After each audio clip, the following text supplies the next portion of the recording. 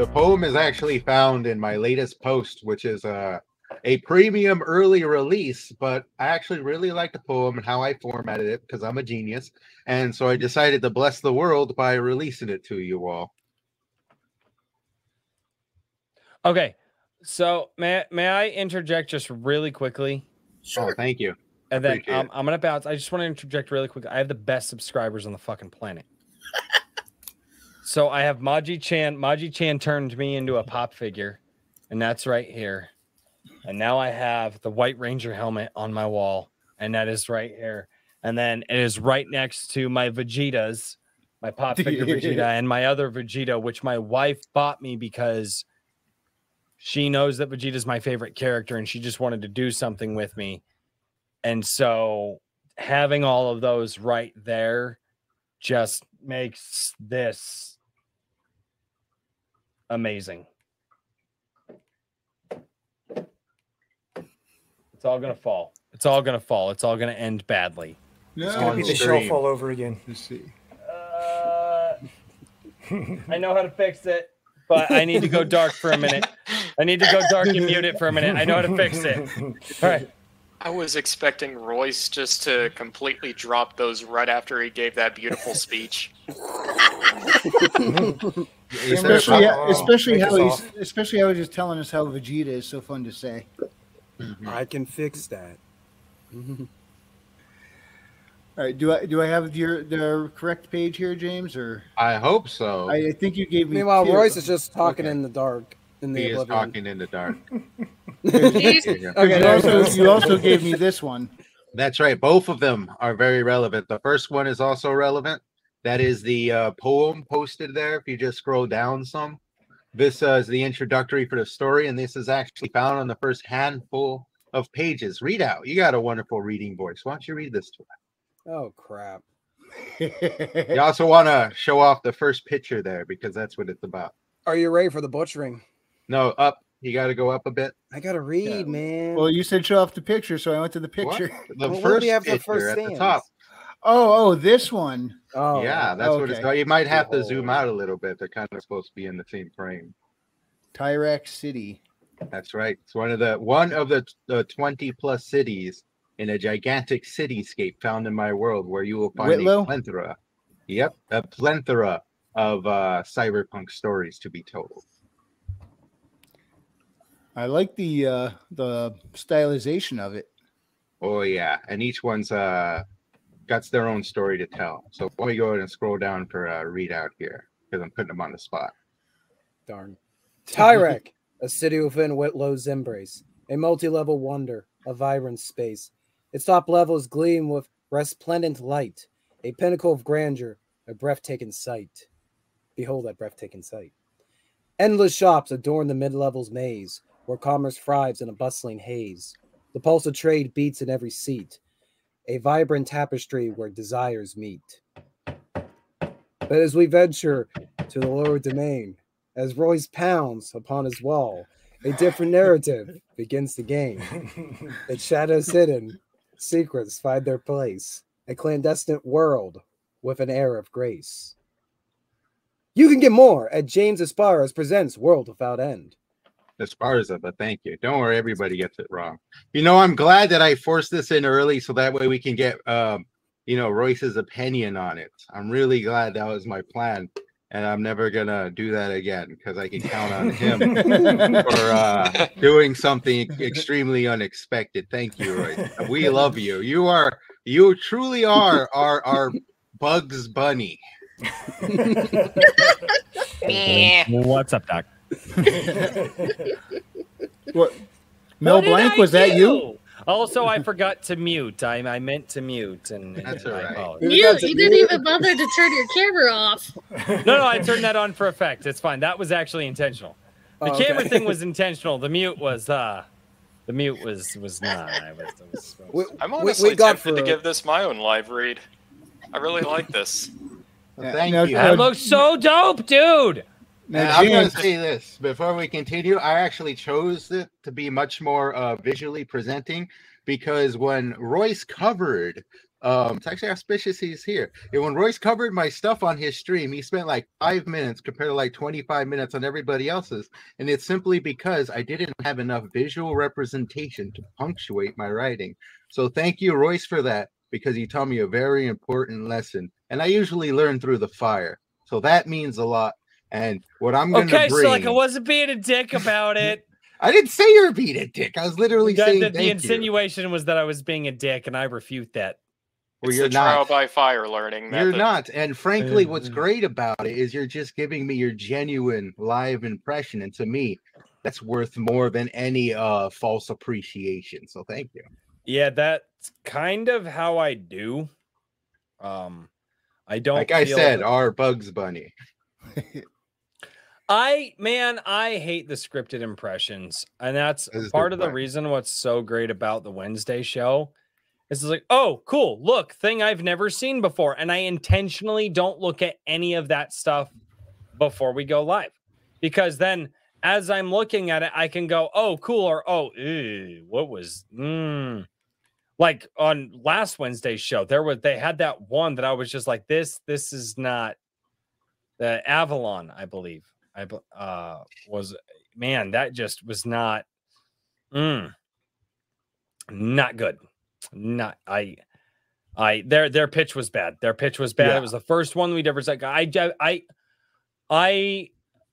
I'm an energetic person. I have a lot of excitement that I can send to a lot of different areas. I have the ability that I just have genuine excitement for life, and I can direct that towards whatever I want to, up until the point where I can critique it. Mm-hmm. And once I can critique it, it's just like, whoa, hold on. Wait a minute. So, yeah. So James, the three pictures, is this upper level, mid level, and lower level? Absolutely. Each one showing off portions of the city as you go. All right. So here's the upper crust. At the upper levels, we get the most sun. Pretty much the mid level where everybody works and everybody visits, and it's a little bit worn down. But still looks in not bad shape. Absolutely. Man, these Even remind this me- doesn't look in bad shape. It looks like Mhm. kind of the back lower alley level. bars, but This is a much more upper class city. It's very upper class. So even the lower areas are pretty decent.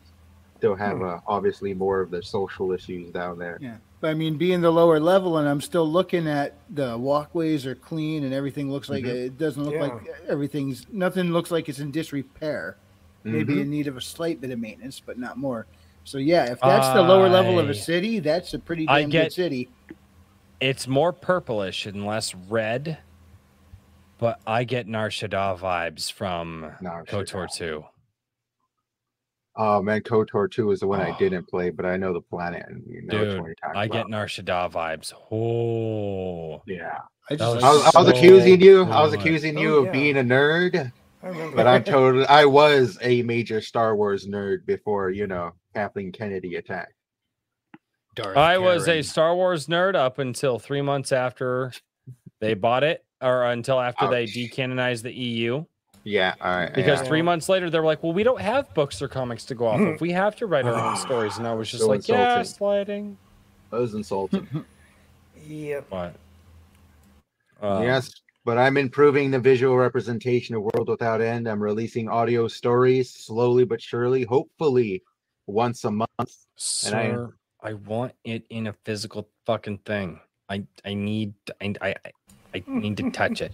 I'll tell you what, I'll make you a mixtape and I'll send it to you in a Walkman. How about that? He needs to touch the butt, okay? Jim? I think he I know liked it's that too, really- but he needs to Sorry, touch that. okay. So as soon as you said mixtape, that reminds me of the Jack's Mannequin song, Mixtape. Do you guys know oh that one? boy. I'm not remembering. I believe I know what song I've probably you're heard talking it. Like indie, or it wasn't even indie punk. It was kind of emo punk. It was, the song started, "This is morning, it's where I spend the most time thinking about what I'm dreaming of." You guys and the know? stream got struck. No, I'm not that good. My voice is so out of it, dude. I spent quite. I got the guitars over here. I spent Oh hours boy. the other day singing and working on some things that I have that I haven't done in quite a while. My falsettos are not where they used to be at all, and so I really have to start working on my voice, because there's a cover song that I roped a couple of the music boys from the guild into, and so we're working on just a cover song. It's a passion project of mine. That's it. It's just it's a passion project of mine. It's something I really want to do, and the voice. Whew, the voices, I was singing today and I'm like, man, it just like my voice wants to give out after about 10-15 minutes. And I used to be able to sing for multiple hours. Most I ever did was 16 hours in a weekend, because I was in studio. Yeah. I couldn't talk for 3 days. How was work? It was, the guys were like, what's wrong? And like, I know how to manipulate the muscles in my throat well enough that I could actually sound normal, but it would hurt to do it, or it would like fatigue my voice. So I would like literally just do what I needed to do with the muscles and be like, I sang for 16 hours this weekend. I literally can't talk. And then like, they were like, what? I'm like, I can't talk. I can't. And they were like, what? I'm like, oh, fuck. Hold on. Literally, this is the best that I could do right now. But I sang for 16 hours this weekend. I can't talk. And they were like, oh, shit. Oh, like, you sang for 16 hours? I'm like, stop making me say shit. Oh, wow. It was bad.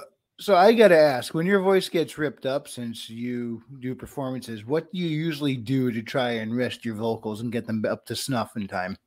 Not talk, water. To get them up to snuff in time? Yeah. I've never been backed up to that wall. Cocaine. Right when you wanna get down on the ground. Cocaine. No. If I'm backed up to the wall, one thing that I will do is I will, obviously, and I'm addicted to it, but I will refrain from smoking. Like I used to have a rule that I wouldn't, before I went into studio, I wouldn't smoke for for an entire like 36 hours before. So if we were going into studio on Saturday, I wouldn't smoke Friday. I wouldn't smoke on Fridays. I wouldn't do any of that. If I knew that I was singing and performing vocally, I wouldn't smoke. I would drink water. No sugar. Absolutely no sugar. Sugar is the worst thing for the voice. It's an inflammatory. It's the worst thing for the voice. And as far as like if my voice is totaled and I have to rest up, it's just talk as little as you can, drink water. And that's really it. And just, if it's really inflamed, you can do a ibuprofen or something like that to help with the swelling. But yeah, that's really it.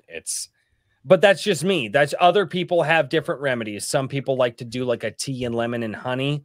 I don't like that. That's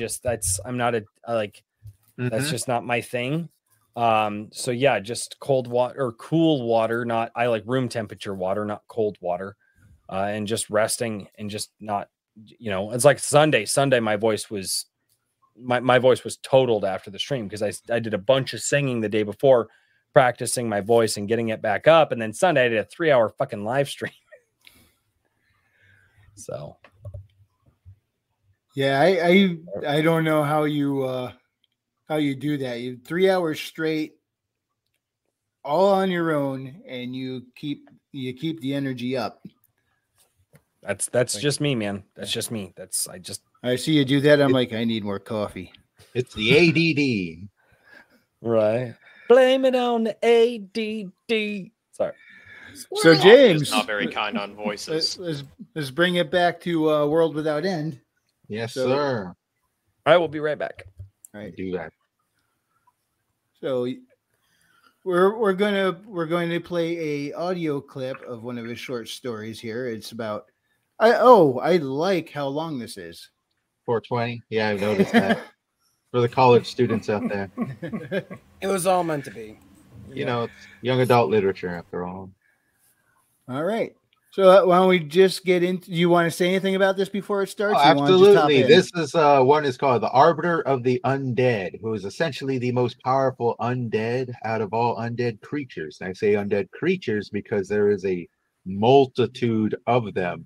And this is actually the kind of beginning onslaughts of a very, I guess you could say, world-shifting event that slowly all the stories I'm writing are leading up to. They seem very distraught and disconnected, with different characters leading the way, but every single one of them is actually bringing an element that's either going to be explored or is going to be used in the upcoming event. So this is a giant hint towards that.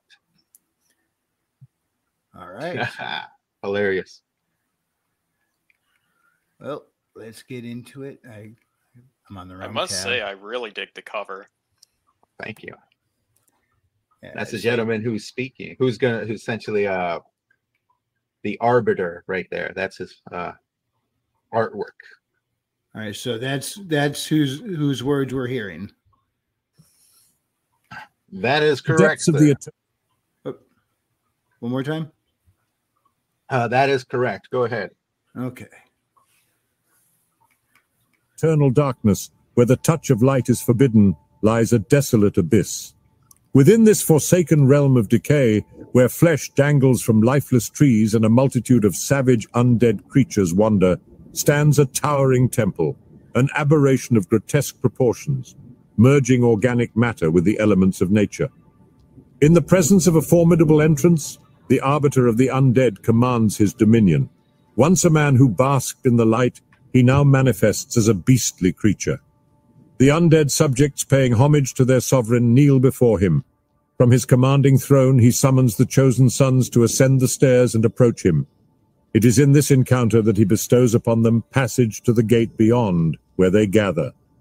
Once the procession concludes, the arbiter takes a resolute step forward and leads the way into his majestic temple.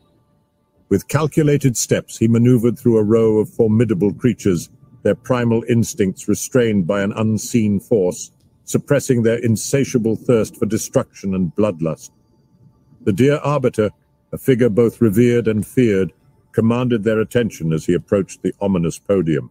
There, in the dimly lit chamber, his piercing gaze met the ravenous countenances of his audience. "Beloved kin," he spoke with a voice infused with dark enchantment, "our sacred woodland thrives, its strength intertwining with the very essence of this land.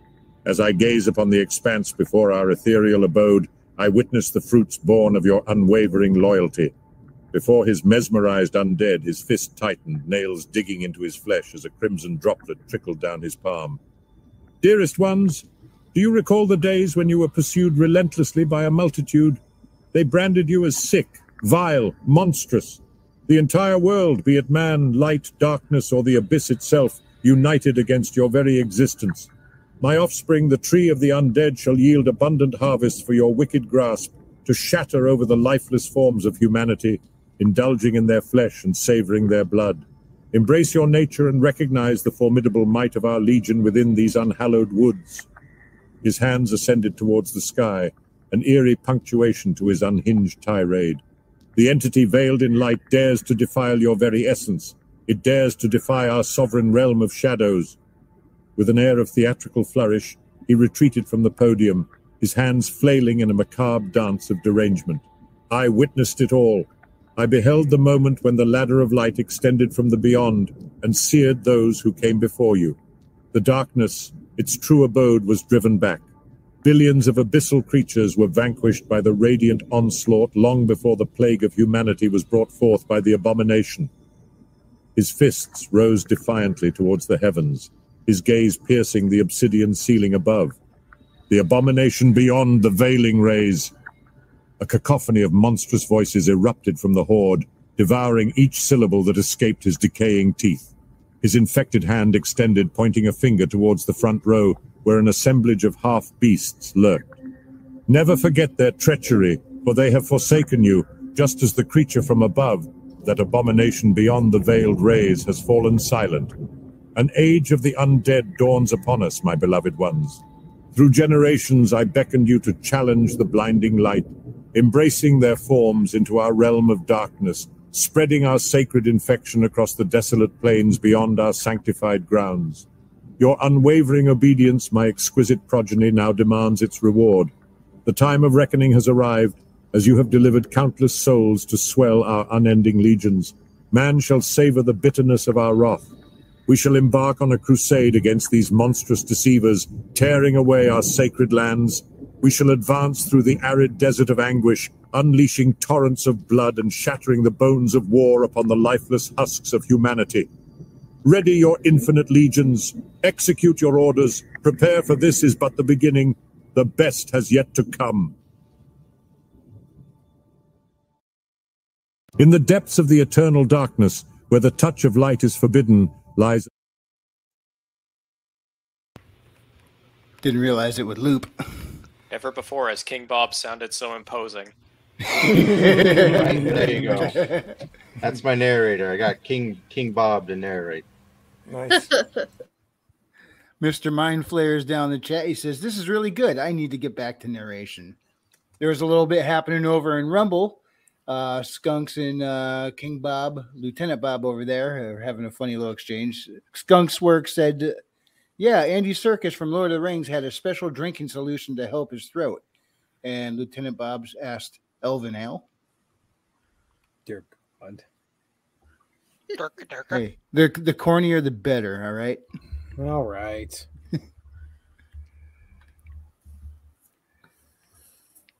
So, you were getting a lot of compliments, James, on that narration.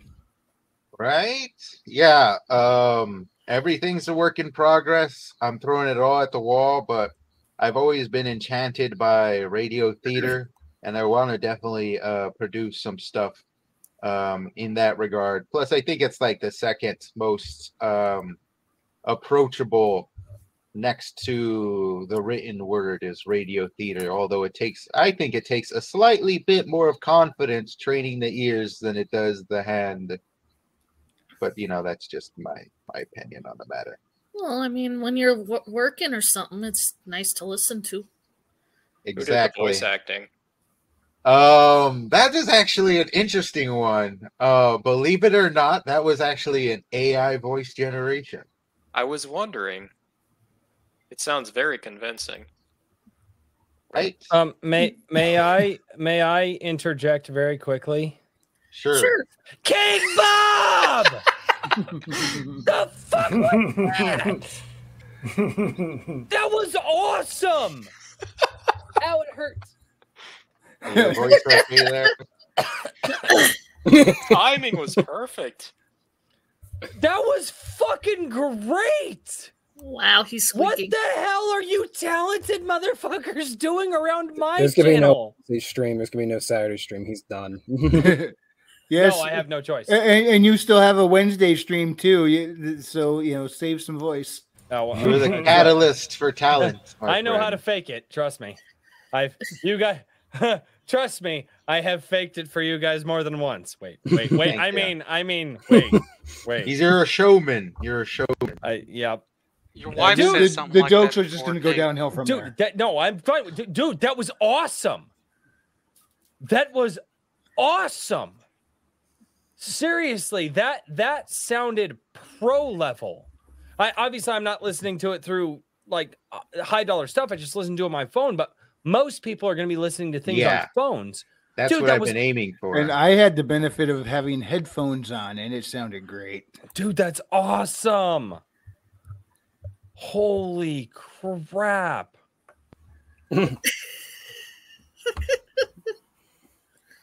As do I, actually. Dude, Ace Ventura. And I like both of them. the background music for that, it was simple, but it just fit so perfect. No, it did. That was amazing, dude. I actually did score the background music myself. I purchased a bunch of loops, like $200 worth of loops and Foley music, Foley sounds. And then I'm just doing all the background stuff myself. Although if there are any Iron Age music creators who want to strut their stuff and make some background music for me, I'm open to it. You have to have confidence. That's what I say. That's what I say, people. If you want to work with me, have some confidence. All right. I know some confident mother effers in the Gilded. Just reach out. I'll reach out. Yeah, because I have another story that's already ready to go. It just needs the appropriate background music. And this one, I kind of want to add a bit more sound effects to it as well, because that's kind of what I want to lean into, is closer to radio theater as I go. Get some Foley artists going. Exactly. I already looked at probably purchasing a bunch of Foley, pre-recorded Foley sounds, but they can get very pricey when you're looking at that type of I